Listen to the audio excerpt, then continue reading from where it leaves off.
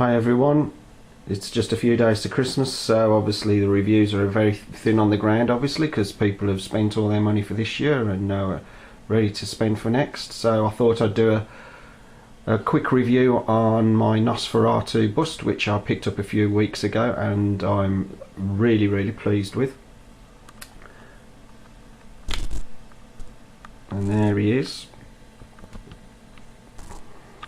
For those who perhaps a bit unfamiliar with this particular character, he's from the 1922 film Nosferatu, which was a silent German film.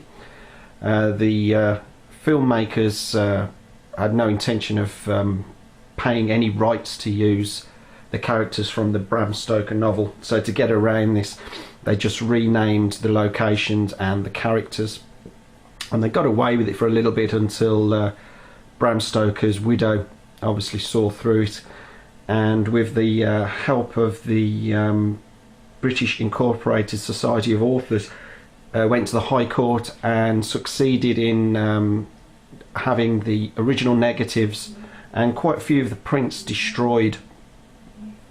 And it wasn't really until her death a few years later that a few prints resurfaced, and English and French being one of them.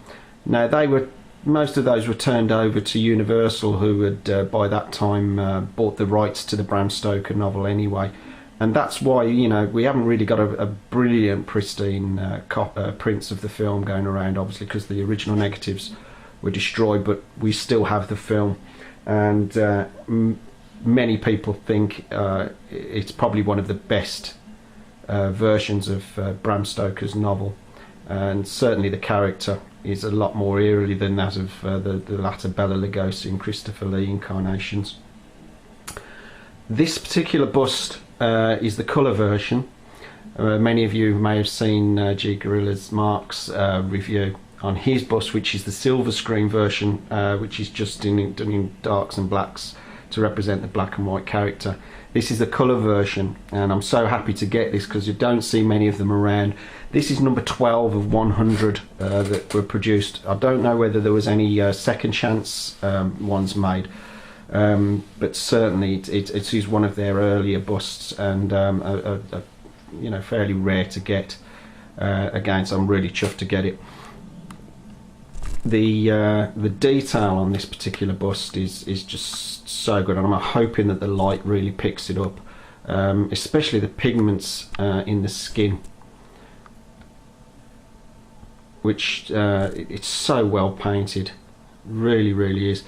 The teeth as well have got this kind of off-white realistic look to them, and as you can see, they've, unlike the latter type of vampires where they have the fangs, this particular character had almost rat-like teeth. In fact, the whole face, as you can see, is very much like a rat, even down to the pointed nose.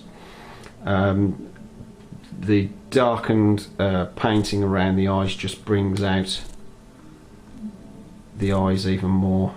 In fact, some of my family members who have come round to my house think I'm a little bit odd to actually have this particular character looking at you, because it kind of freaks them out a little, but I just think it's brilliant, and I don't suppose many people do actually kind of have these type of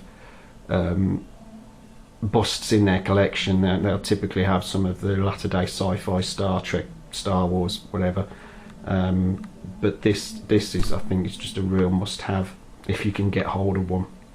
As you can see, has the pointed ears, the long pointy nose, everything all very much like a rat. The eyebrows and the hair just above the ears is moulded. It's obviously they've not decided to use real hair. Whether that would have made it any better, I don't know, but it certainly doesn't detract from the overall figure being moulded. This is the exclusive version, which comes with the leather hat.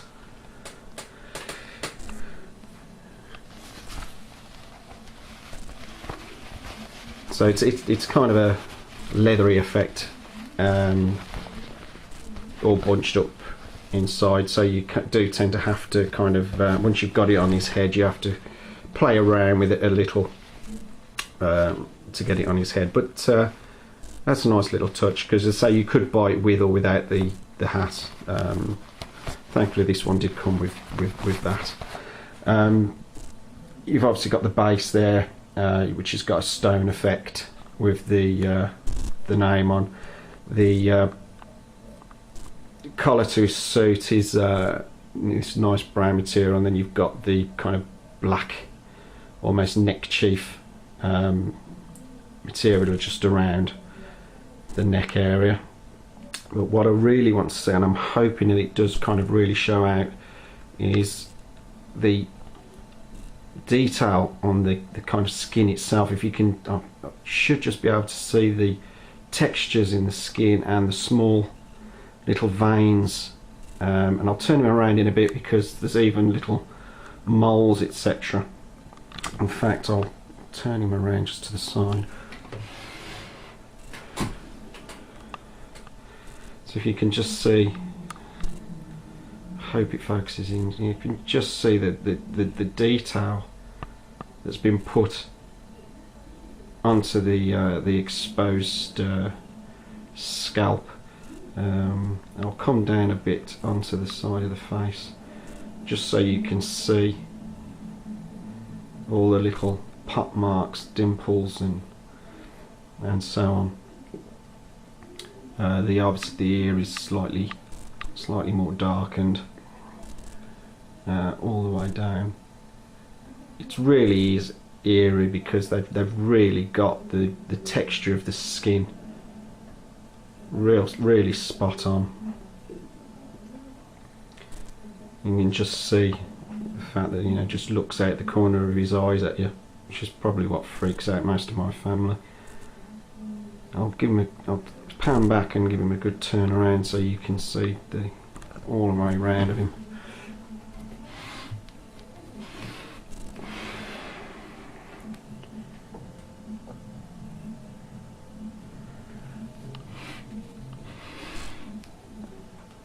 Just see once again all the little veins and moles, etc. on the head.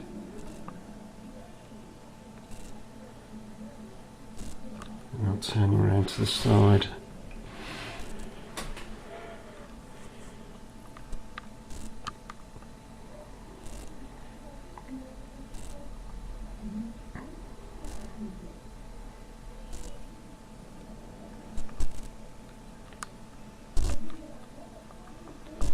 Absolutely fantastic. All I can say is, if you do happen to come across anybody selling one of these, even if it is the silver screen version, it is really worth getting. This one, like I think I may have said or may not, is number 12 of 100 produced. And I don't know if they actually did produce any second chance ones, but I believe they produced 100 of these and 100 of the silver screen ones. The silver screen one I think you may have a better chance of getting. This one, it was the only one I've seen, and I haven't actually seen many reviews either done, which is the main reason why I've done this one as well. So there you go, the Sideshow Nosferatu bust. A very nice piece.